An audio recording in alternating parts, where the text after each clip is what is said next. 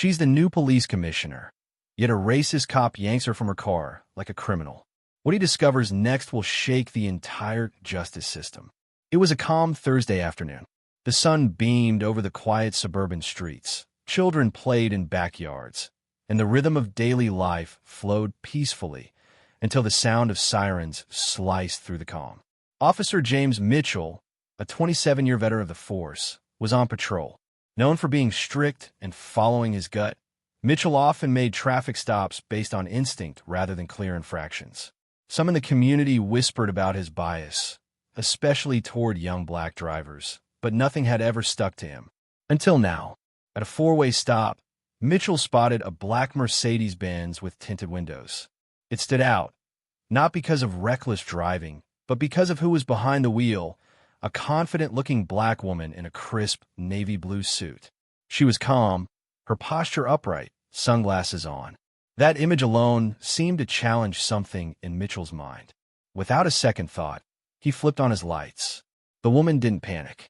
She calmly pulled over to the side of the road and rolled down her window. "Good afternoon, officer," she said. Mitchell didn't respond. He stepped up to her window with authority, hand hovering near his holster. "License and registration." Before she could reach for anything, he cut her off. "Step out of the vehicle." "Excuse me?" she asked, surprised. "Now!" The tone, the urgency, the lack of explanation, it all felt wrong. But the woman didn't argue. She unbuckled, opened the door, and stepped out. She barely had time to ask a question before Mitchell grabbed her arm, turned her around, and pressed her against the hood of the car. "You're being detained for questioning." "For what?" she asked, trying to remain calm. "I'll ask the questions." "Identification now," he snapped, pulling out his cuffs. From her jacket, she produced a slim leather folder and handed it to him. Inside was a police badge, a commissioner's ID, and an official letter from City Hall. He stared at it, confused. "What is this?" "I'm Angela Dawson, the newly appointed police commissioner of this city," she said, her voice steady. "I was sworn in earlier this morning." Mitchell's hand trembled. His expression shifted from confident to stunned. A couple of neighbors who had started filming whispered among themselves. "Is that the commissioner?" one asked. Angela looked him directly in the eyes. "I suggest you remove those handcuffs." Immediately, the silence was deafening. The same gut that had told Mitchell to pull her over was now screaming regret. He quickly removed the cuffs, stammering an apology. "I didn't know. You didn't ask," she interrupted. And in that moment, the narrative flipped. The officer with all the power had become the one exposed. And the woman he'd treated like a criminal turned out to be the very person who now held his fate in her hands. The street was no longer just a suburban corner. It had turned into a stage, one that revealed how quickly perception could override truth. Commissioner Angela Dawson stood beside her car, brushing off her sleeves. Officer Mitchell stood frozen, badge suddenly feeling heavier than ever before. People were still recording. Some whispered. Others looked away, unsure what to do with what they'd just witnessed. One of their city's most decorated officers had just mistaken the newly appointed commissioner for a suspect, without cause, without reason, and without a second thought. Angela didn't raise her voice. She didn't have to. "I asked you why I was being detained," she said, now looking directly at Mitchell. "You didn't answer. You acted on something else. What you saw, not what you knew." Mitchell struggled to find the words. "I thought your vehicle looked suspicious. The tint seemed too dark. And you didn't match the neighborhood profile." "The neighborhood profile," she repeated slowly, letting the words hang in the air like a foul odor. Angela pulled out her phone and made a quick call to internal affairs. "Yes, I need a team on site. Possible misconduct during a traffic stop. I'll explain when they arrive." She hung up and looked at Mitchell. "You're going to stay right here. I want them to see this exactly as it happened." Mitchell didn't protest. His usual confidence had drained from his face, replaced by guilt, shame, and fear. This wasn't just a mistake. It was a symptom of something deeper. He knew it, and so did she. Angela wasn't just thinking about herself. Her mind drifted to the countless black men and women who had been treated like suspects first and citizens second. She had trained officers for years, spoken at conferences, even advised on bias reform policies, but none of that stopped her from being thrown against a car in broad daylight. When internal affairs arrived, Angela gave her full statement. Calm, precise, truthful. He acted without probable cause. He placed me in handcuffs without identifying a crime or providing justification. His tone was aggressive. His judgment was clouded by assumption. After they took photos, collected statements, and retrieved dashcam footage, Angela turned to the onlookers. I understand many of you saw what happened. If anyone recorded this and is willing to provide a copy to the review board, it would help ensure this process remains transparent. A few people nodded. One man stepped forward. I got the whole thing. I'll email it to you personally. Angela thanked him and got back in her car. Before pulling off, she rolled down the window and looked at Mitchell one last time. You wear a badge, Officer Mitchell. So do I. But if we don't understand the weight behind it, we're not protecting the public. We're threatening them.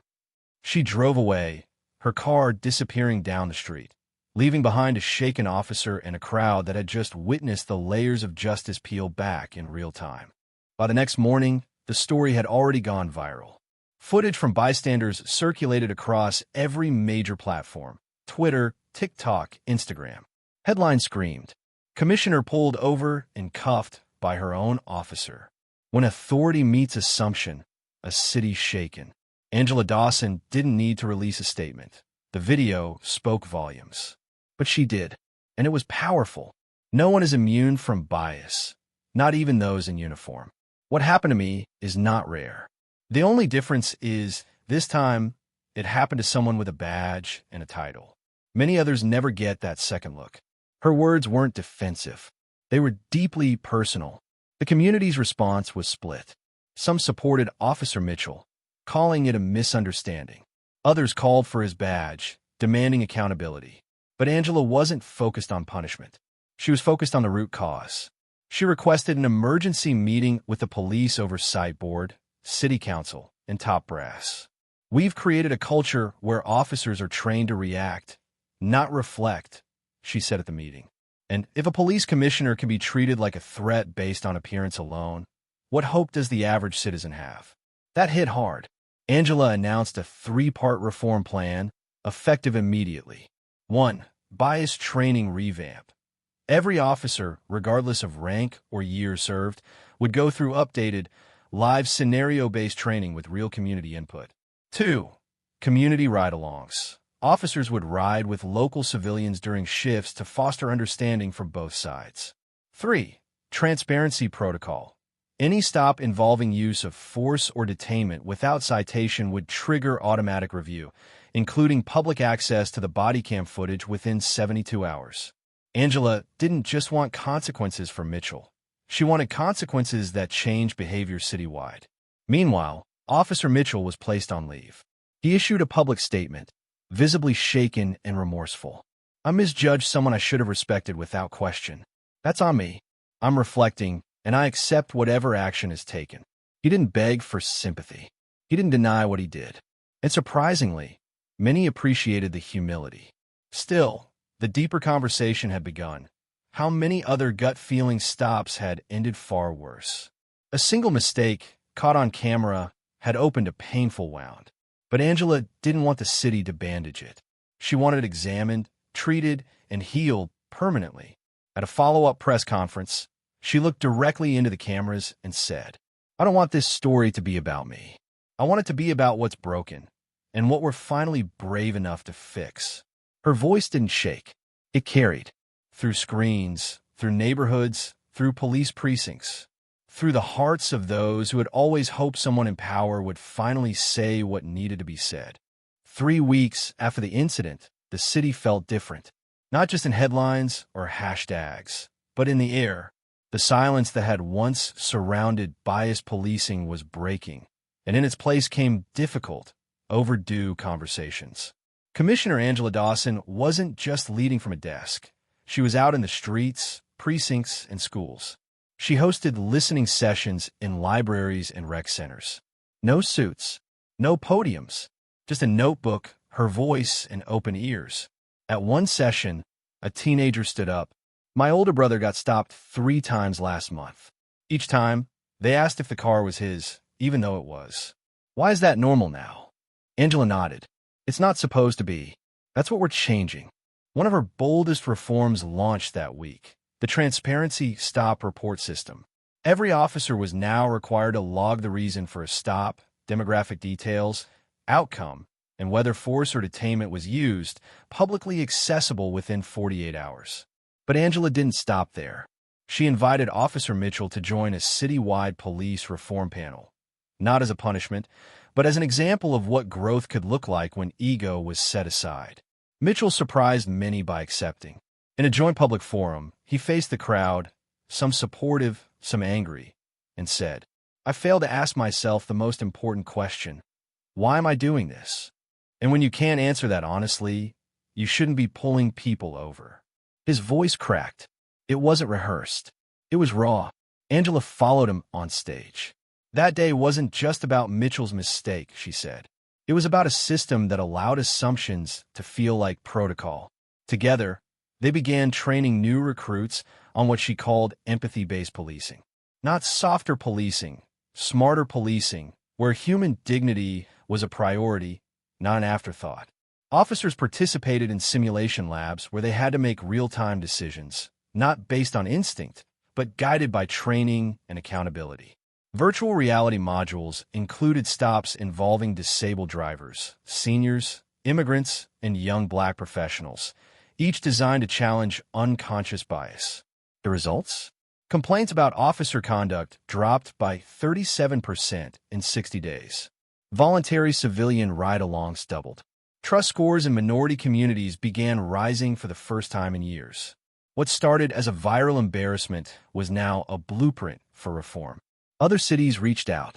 Angela was invited to speak nationally, but she never let the spotlight distract her from the street she was pulled over on or the reason it happened.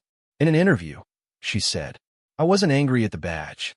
I was angry at what we let the badge become, a shield for fear instead of a symbol of service. That line echoed across communities. It didn't matter if you wore a uniform or not. It made you look inward. Months had passed since that defining day, but the impact still rippled through every corner of the city. What began as a mistaken stop had grown into a movement of reform, self-reflection, and change, not just for one officer, but for an entire community. Commissioner Angela Dawson wasn't interested in being a hero. She never gave speeches for applause. She gave them to make people uncomfortable enough to change. And change, finally, was visible. At one community event, a young girl approached her with wide eyes. My mom says you're the reason she isn't scared to drive at night anymore. Angela smiled gently. Tell your mom she has every right to feel safe and every reason to expect fairness. In precincts, officers no longer rolled their eyes at training sessions. They came prepared, alert, and engaged.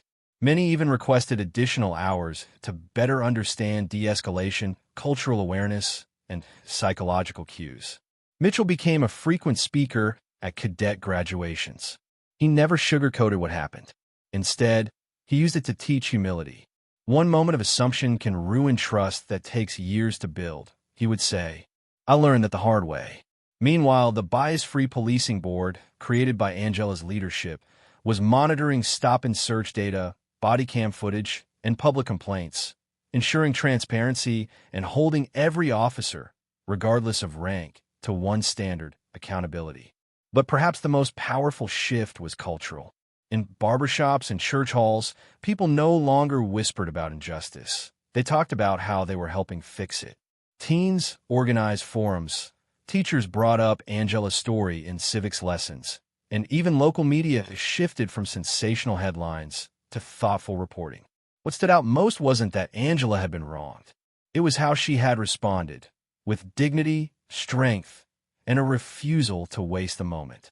In a later interview, she reflected, I wasn't just pulled over because I was Black. I was pulled over because we've built systems where skin tone still dictates suspicion. That's the truth. But the story doesn't have to end there. We get to write what comes next. She paused, then added, what happened to me should never happen again, but if it does, the person who gets pulled over needs to know someone fought for them. Someone turned pain into policy.